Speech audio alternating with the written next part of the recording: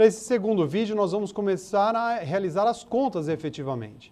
No nosso leitura ativa, eu deixei destinado uma parte dos vídeos de matemática financeira do professor Vitor Gustavo. Então, caso você tenha alguma questão que quer fortalecer os conhecimentos sobre matemática financeira, por favor, remeta ao vídeo para que a gente vai estar dentro do nosso planejamento quinzenal, remeta ao vídeo para maiores conhecimentos, tudo bem?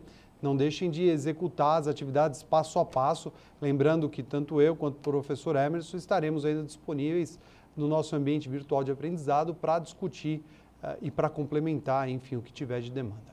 Perfeito? Olhando aqui, os objetivos é calcular e conceituar VPL e payback. Os métodos de critério de avaliação de investimento, os mais usuais, né, e os utilizados, até aquela citação que a gente teve puxa, não me lembro agora de quem foi, que foi internacional, que todos os programas de MBA utilizam eles trabalham sobre o quê? Payback, VPL e TIR. O payback é o prazo de retorno, o VPL é o valor presente líquido e a TIR a taxa interna de retorno. O VPL, ele é o quê? É o método do valor presente líquido. Tem por finalidade trazer todos os fluxos de caixas futuros para um investimento na data zero. Então, o que isso significa? Que eu vou ter aqui um investimento, e aí eu vou ter fluxos de caixa futuro, eu tenho que trazer tudo isso para a data zero. Se esse fluxo for maior que o meu investimento, o projeto é aceito. Mas a gente vai fazer os cálculos para a gente entender aí. Esse método traduz que um projeto somente será viável quando os fluxos de caixa futura apresentarem o quê? Um VPL positivo. Existem duas formas da gente calcular. A primeira é, no que eu brinco aí, na unha, né, que é fazendo a conta por conta, eu vou realizar com vocês.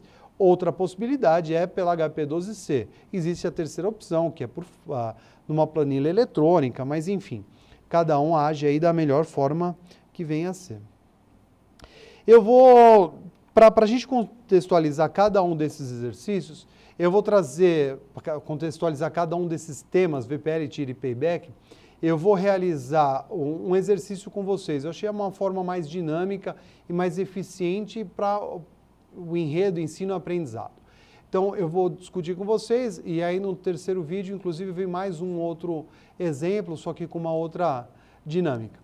Então, entendam que a gente vai fazer os exercícios, dúvidas, volto a mencionar, tanto eu quanto o professor Emerson estaremos disponíveis lá no nosso ambiente virtual de aprendizado. Olhando aqui, com o aumento de carros para PCD, eu não sei o que significa PCD efetivamente, mas eu acho que é para portadores de deficiência. Foi uma questão que a gente está olhando agora, o mercado. Eu não sei o que significa PCD, coloquei, mas carros, aqueles carros para as pessoas especiais, ok? A empresa Bom Tapete criou uma segunda linha de produção para atender a produção de frisos emborrachados. Olha só, o contexto que eu fui criar o exercício para ficar claro para vocês.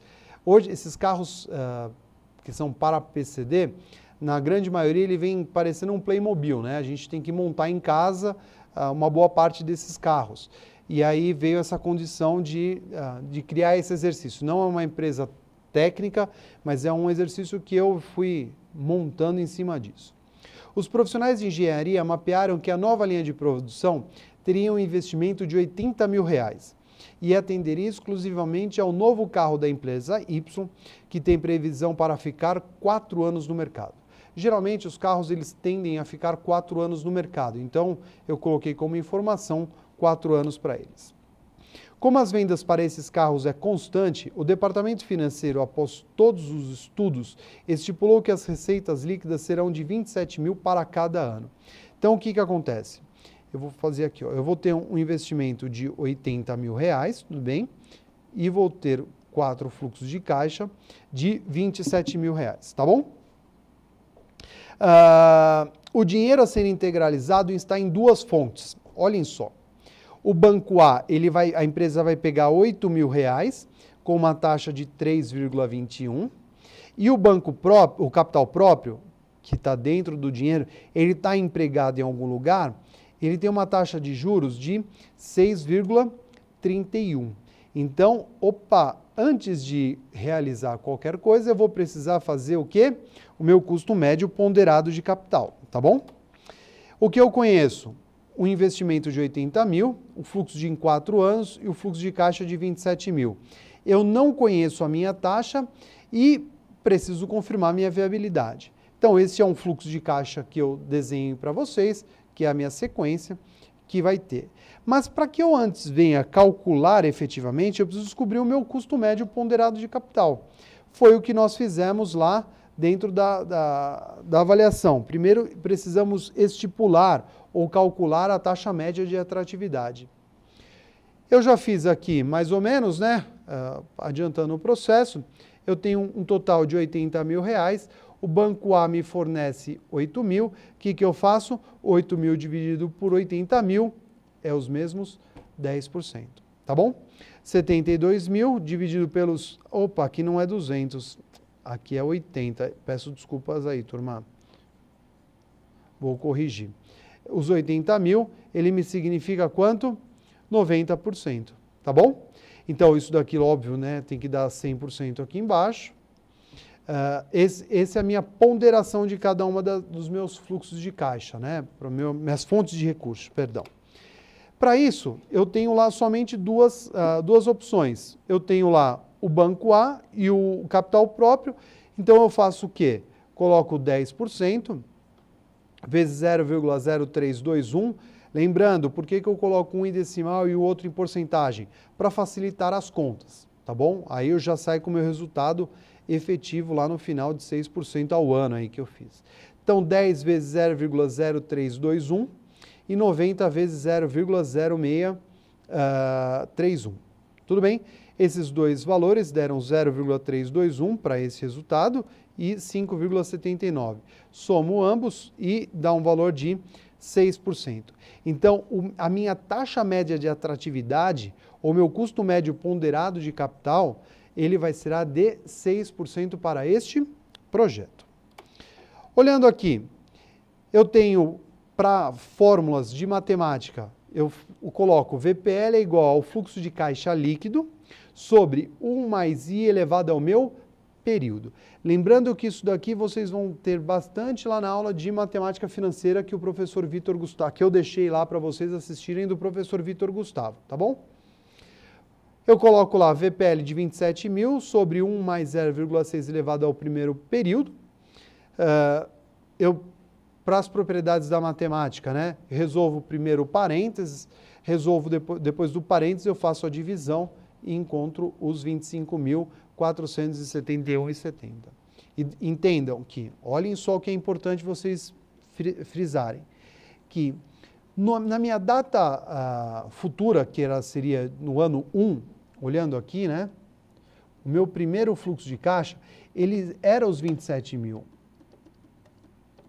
Só que quando eu trago ele para a data zero, o que acontece? Ele não é os 27 mil, porque eu tenho que descontar por essa taxa de atratividade, que é 0,06.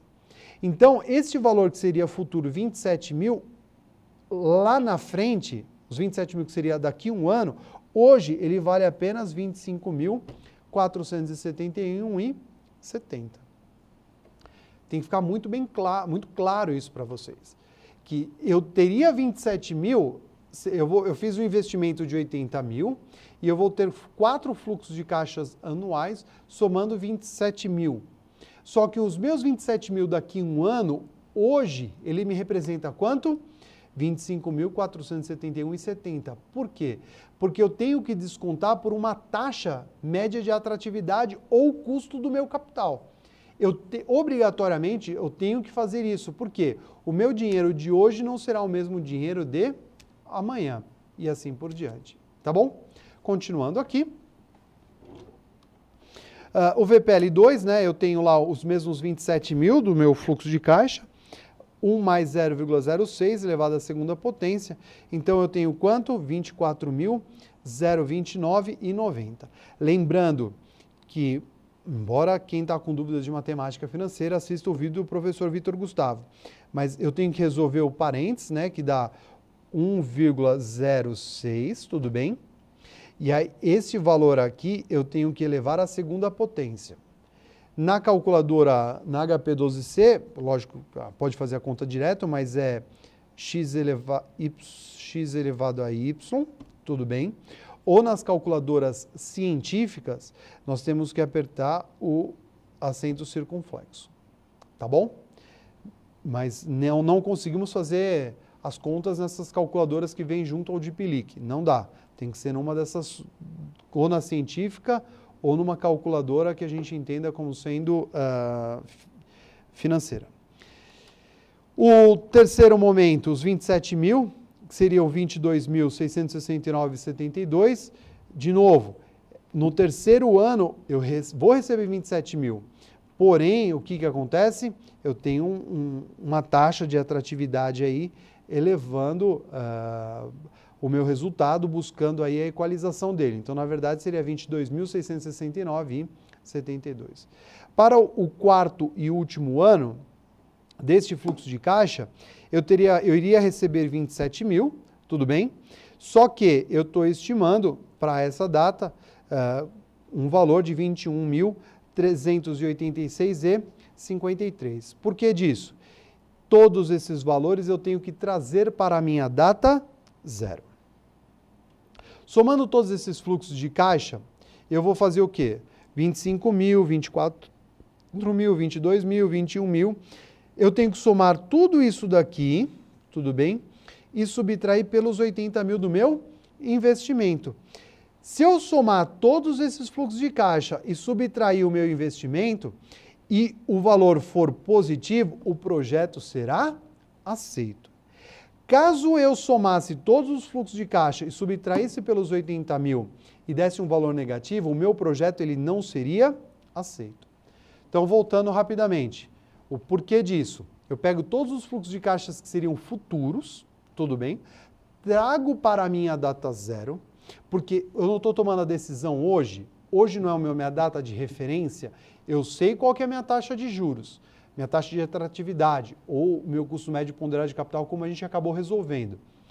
Trago para a minha data zero e a partir da minha data zero eu começo a descobrir se o meu projeto é viável ou não. Ok? Continuando aqui, eu tenho uma outra forma da gente resolver também.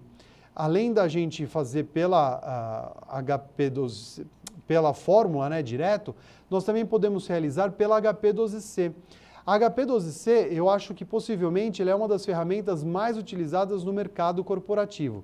Sem dúvida, porque ela apresenta uma relação direta com o que a gente está trabalhando no dia a dia.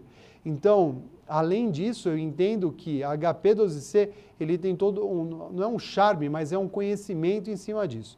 Então, eu indico aí que quem não tem HP12C pode se usar online sem problema algum, mas que se use uma ferramenta que o mercado utiliza. Então, se a gente for lá dentro de uma empresa, dentro de uma área de controladoria de uma organização, possivelmente você vai ver espalhado tantas canetas quanto calculadoras HP12C, porque é a ferramenta que nós utilizamos para ela.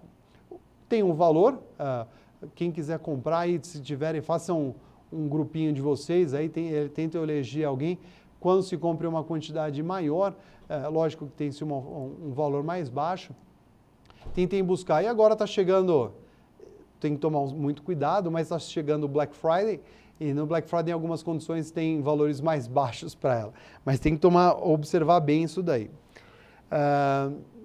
Pela HP12C, como nós podemos fazer esses cálculos? FFIN e FREG, para a gente limpar os registros financeiros e os registros gerais da calculadora. Apertamos 80.000 CHS, G, CF0.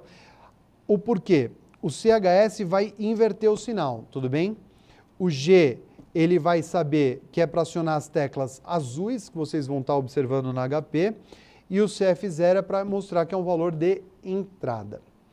Apertamos depois 27.000 GCFJ, 27.000 GCFJ, 27.000 GCFJ, as 4 vezes, tudo bem? 6i. Apertamos a nossa tecla F e NPV, que é Net Present Value.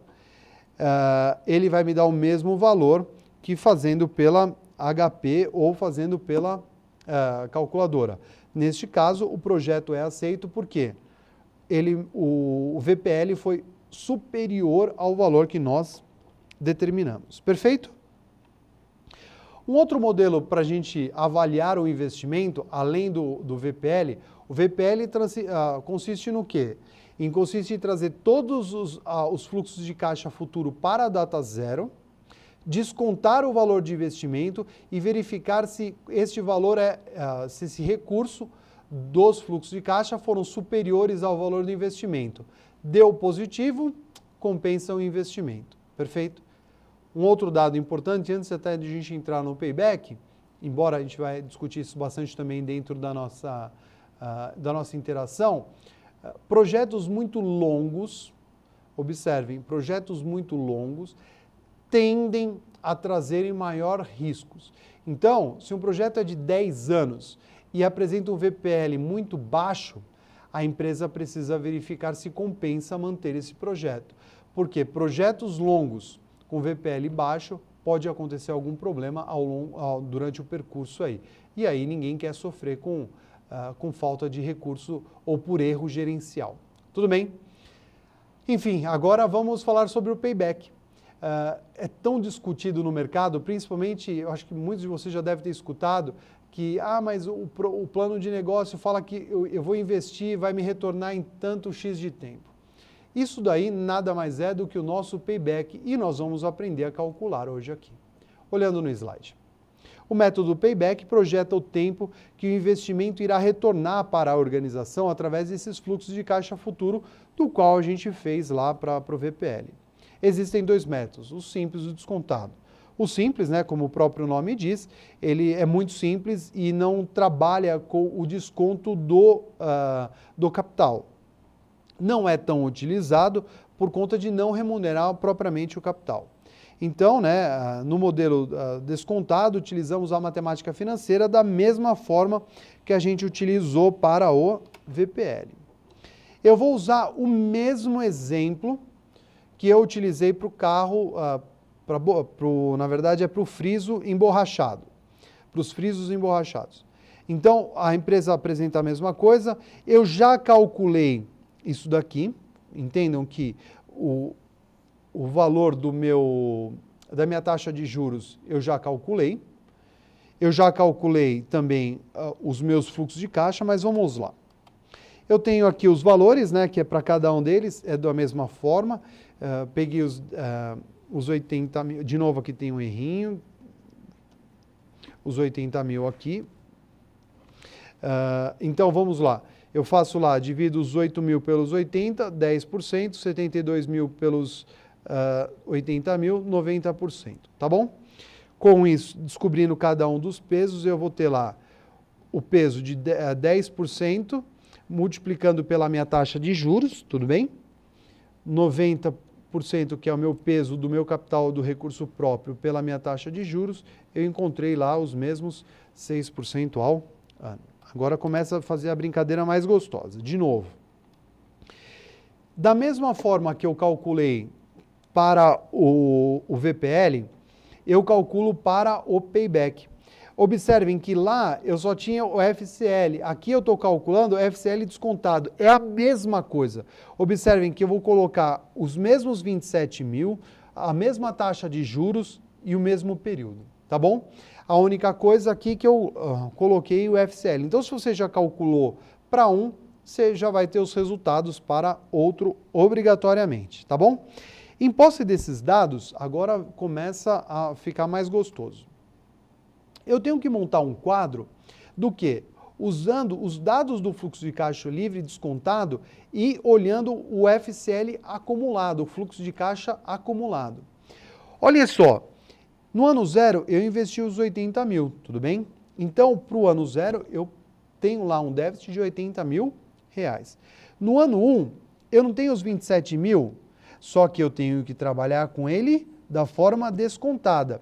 Se eu pegar menos 80 mil mais os 25.471,70, ele vai me remeter qual valor?